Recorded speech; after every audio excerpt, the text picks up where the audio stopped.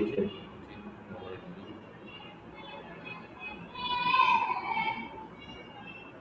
Of course.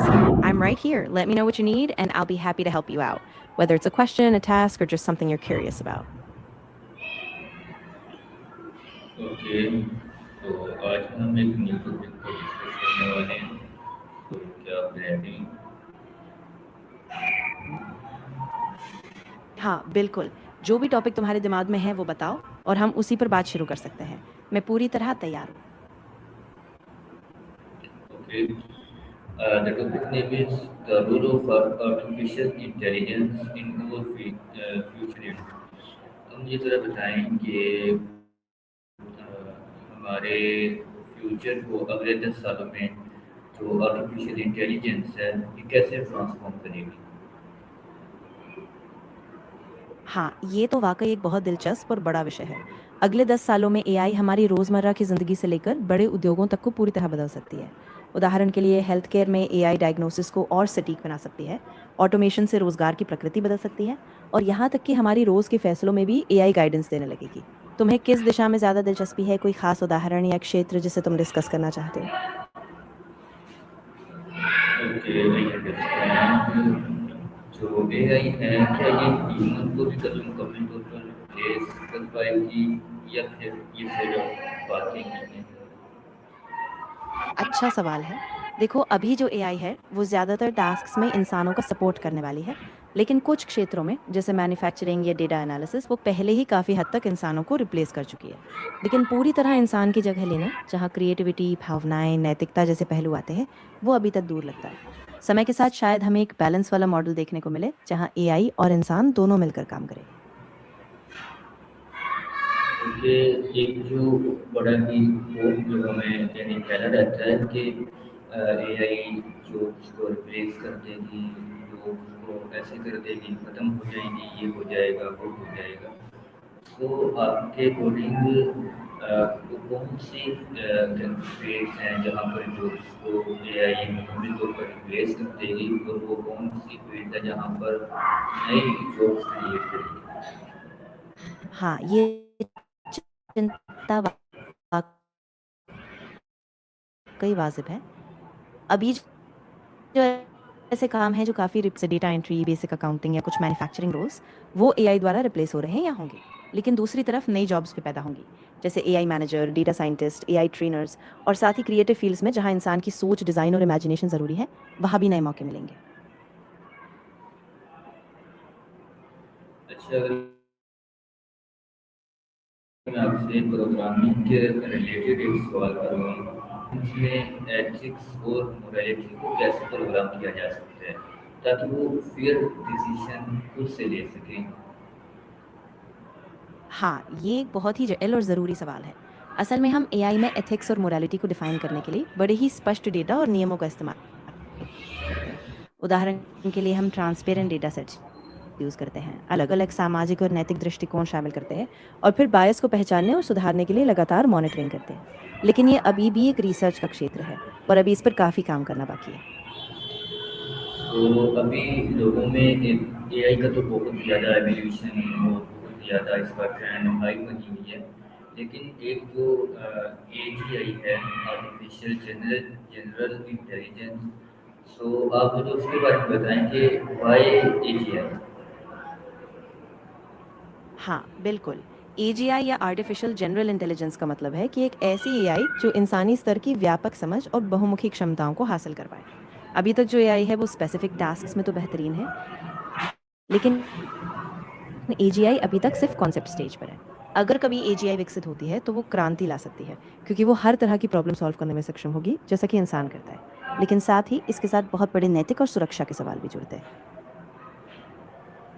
Okay, तो मुझे इसी के रिलेटेड और बताएं कि ये जो एजीआई है, ये हमें इसके आने से डरना चाहिए या ये ह्यूमैनिटी के लिए फ़ायदेमंद साबित होगी फ्यूचर में? हाँ, देखो, ये काफ़ी बैलेंस्ड दृष्टिकोण रखने वाली बात है। एक तरफ अगर एजीआई सही तरीके से विकसित होती है, तो वो चिकित्सा, विज्ञान, शिक्षा जैसे कई क्षेत्रों में क्रांतिकारी बदलाव ला सकती है। लेकिन दूसरी तरफ अगर इसे बिना सही नियामकों या नैतिक फ्रेमवर्क के विकसित किया गया तो इसके गलत इस्तेमाल से जोखिम बढ़ सकते हैं, जैसे बेरोजगारी, नियंत्रण खोना या बायस्ड फैसले। तो हमें इसे बड़े सोच विचार और जिम्मेदारी से संभालना होगा ताकि ये इंसानियत के लिए बेहतरी लाए, ना कि नुकसान। एक जो बहुत ही मोस्ट इंटरेस्टेड सवाल है कि वो तो हर किसी के ज़हन में भी आता है कि फ्यूचर में जो हेल्थ केयर का सेक्टर है इसमें एआई फ्यूचर में यानी रेवोल्यूशनरी रोल प्ले करेगी। सो उसके अंदर वो हमें एडवाइस देगी, हमारा मायना करेगी, इलाज करेगी। तो क्या आप इसके बारे में आपका क्या आइडिया है कि आप क्या करेंगे कि किसी आर्टिफिशियल इंटेलिजेंस डॉक्टर से क्या आप चेकअप करवाने के लिए रेडी हो सकेंगे? हाँ, ये सच में बहुत बड़ी क्रांति ला सकती है। एआई हेल्थ केयर में पहले से ही इमेज एनालिसिस जैसे एक्स-रे या एमआरआई पढ़ने में मदद कर रही है और भविष्य में वो लगातार मरीजों की निगरानी, पर्सनलाइज्ड ट्रीटमेंट प्लान और जल्दी से बीमारी पकड़ने में मदद करेगी। लेकिन हम अभी भी डॉक्टरों के अनुभव और नैदानिक फैसलों की ज़रूरत को कम नहीं कर सकते। तो मेरा मानना है कि एआई एक पार्टनर की तरह रहेगा, डॉक्टरों का सहायक, लेकिन इंसानी देखभाल हमेशा अहम होगी। Okay, I understand. And next question is कि एजुकेशन के मामले में एआई का क्या किरदार रहेगा?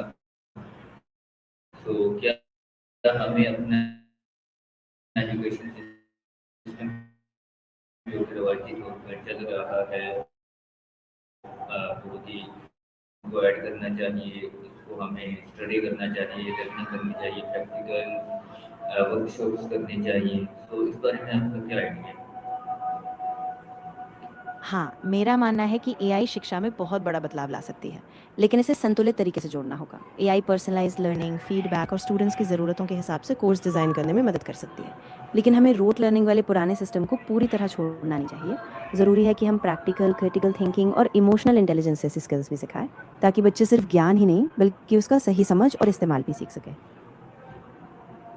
एक और मोस्ट इंटरेस्टिंग क्वेश्चन है मेरे पास, वो ये है कि फ्यूचर में ह्यूमन और एआई के दरमियान में इमोशनली कोई कनेक्शन या ताल्लुक भी डेवलप हो सकता है, इसके चांसेस कितने परसेंट है?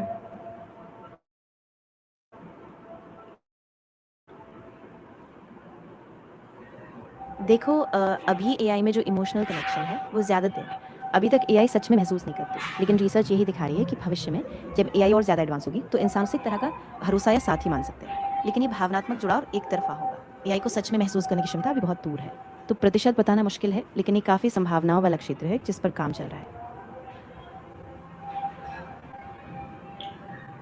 अगर हम एआई की कैपेबिलिटी पर बात करें तो उसके अंदर क्लाइमेट चेंज जैसे बड़े ग्लोबल जो कि क्लाइमेट चेंज ग्लोबली एक बड़ा इशू है। सो इस इशू को सॉल्व करने के लिए एआई क्या कर सकती है?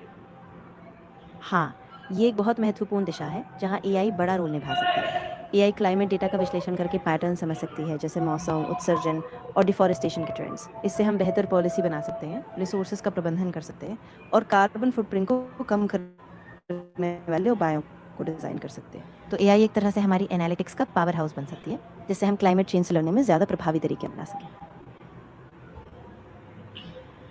एक और मोस्ट इंटरेस्टेड क्वेश्चन के जो हमारी पॉलिटिक्स है, क्या फ्यूचर में एआई भी हमारी जो पॉलिटिक्स है इसमें इन्वॉल्व हो जाएगी, गवर्नमेंट्स के डिसीजन में इन्वॉल्व हो जाएगी, वहाँ पर एडवाइसेस देगी या फिर उसको उसके एडवाइसेस को एक्सेप्ट किया जाएगा?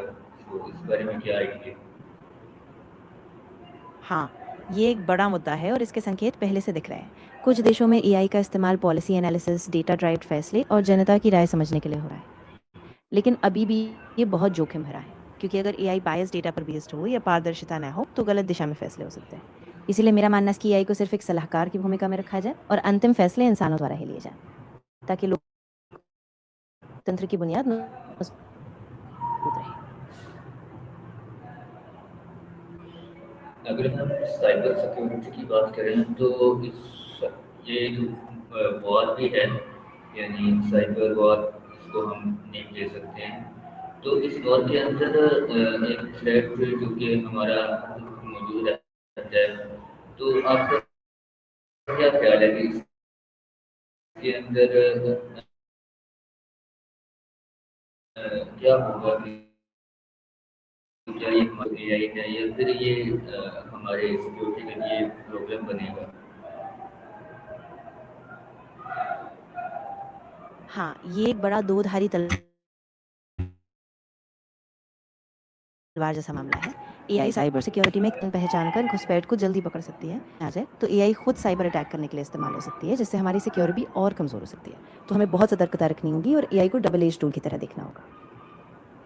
ओके, सो आज की डिस्कस को हम यहीं पे एंड करते हैं and thank you very much. आपसे बात करके अच्छा लगा।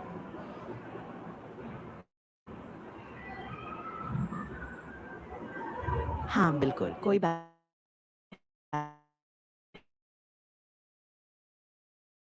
नहीं। तुमने बहुत बढ़िया